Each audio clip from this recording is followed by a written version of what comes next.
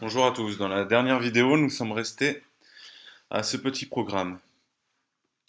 Or, ce petit programme, si nous l'exécutons, qu'est-ce qu'il fait? Je retourne dans le terminal, tout le monde se souvient de la commande cd desktop pour aller sur le bureau.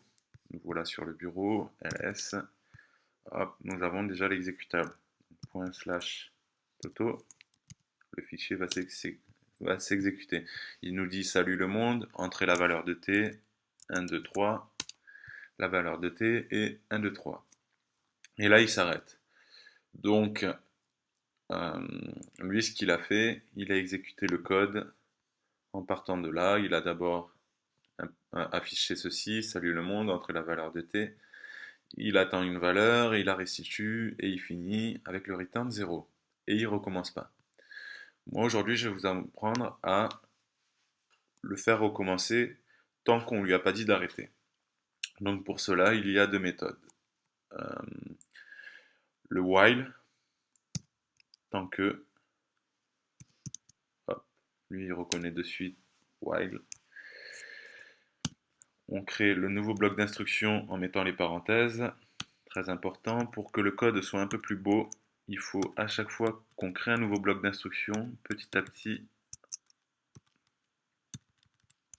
séparer. Là, comme ça, visuellement, on a directement un premier bloc d'instruction ici, et le deuxième bloc d'instruction ici. Tout est à la même rangée, à la même hauteur ici et là. On différencie facilement les blocs d'instruction. Dans le while, il faut une condition. Tant que la condition est respectée, on reste dans la boucle. Dès qu'elle n'est plus respectée, on en sort. Et non pas l'inverse. Attention, vous auriez vite fait de vous tromper là-dessus.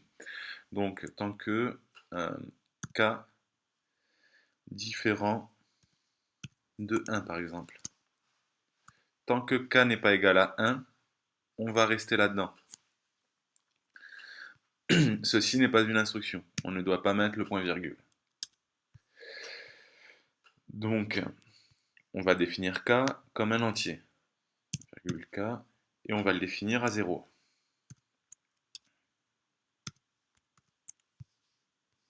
Voilà, j'initialise k à 0. Donc, il va regarder. K n'est pas égal à 1. Donc, je vais passer dans cette instruction. Si on avait défini k égale 1, là, ça ne serait même pas rentré dans la boucle. Donc, maintenant, je vais lui dire la condition de sortie de boucle. Notre condition de sortie de boucle, ça pourrait être bien si t est négatif, par exemple. On va dire, bon, ben, pour tout t négatif, if t strictement plus petit que 0, voilà, on fait une autre instruction. Donc on va lancer un bloc d'instruction et avec notre nouvelle instruction ici, donc on va dire, ben, on va affecter la valeur 1 à k. K égale à 1. Comme ça, lui pourra sortir de la boucle. Il va affecter 1 à k en revenant ici, k égale à 1, donc il sort de la boucle.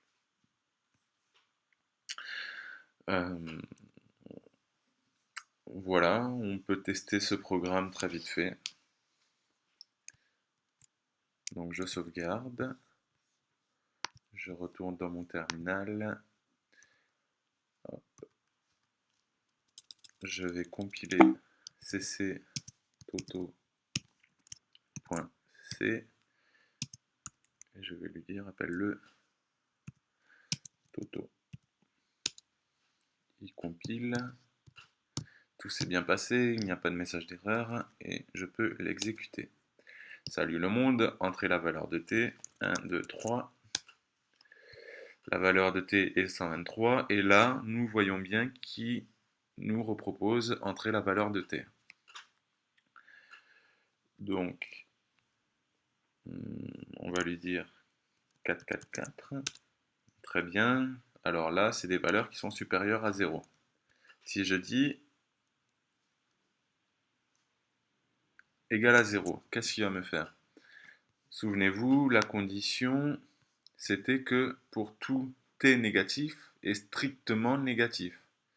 Comme t, si on affecte 0 à t, normalement il ne va pas sortir de la boucle et il va nous reproposer entrer la valeur de t. Vérifions. Très bien, c'est passé. Donc maintenant essayons quelque chose de négatif. Moins 1.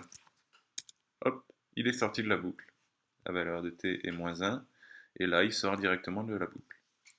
Donc, si dans notre problème, 0 n'était pas une valeur souhaitée et qu'on souhaitait, enfin, avec 0, on souhaite sortir de la boucle, c'est tout simple. Il faut retourner dans le schéma.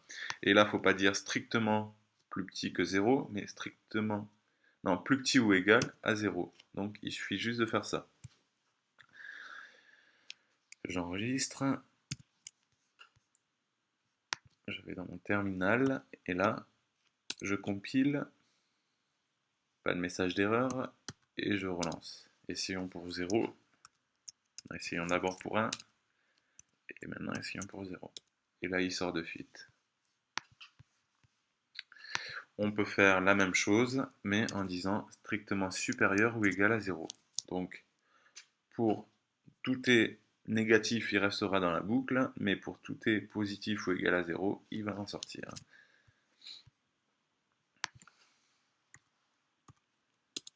Petite démonstration. Entrer la valeur de t moins 555. Voilà, il reste dans la boucle. Et si je dis t égale à 4, il en sort de suite. Voilà. Donc, différents opérateurs logiques. Et si la condition c'était égal à 0 pour sortir de la boucle, je vais essayer comme ça. Ça ne va pas marcher, mais il faut que je vous le montre. Je compile. Et voilà. Il me dit... alors là, il est super gentil parce qu'il me dit beaucoup de choses. Avant, il disait pas tout ça. Mais il vous dit, voilà, ça peut pas marcher. Je ne comprends pas. Il faut mettre 2 égales. C'est quand même génial. Donc, je vais suivre ses conseils. Je re-sauvegarde. J'essaye de compiler. Et là, ça marche très bien. Alors oui, quand vous voulez affecter une valeur, il faut mettre un seul égal. Et si vous voulez tester l'égalité, il faut mettre 2 égales. Donc, ça, le point d'exclamation et un égal, ça veut dire différent. Et là, ça veut dire égal. Et voilà, vous savez maintenant faire un programme un petit peu plus complexe. Je vous remercie de m'avoir suivi et à très bientôt.